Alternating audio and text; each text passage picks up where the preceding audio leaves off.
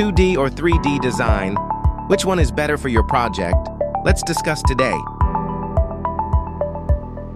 2D design means two-dimensional drawings with only length and width, no depth included. It is commonly used for layouts, floor plans, and basic engineering drawings in industries.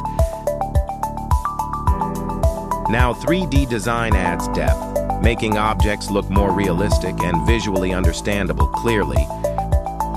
3D models show height, width, and depth, giving complete visualization before actual production begins.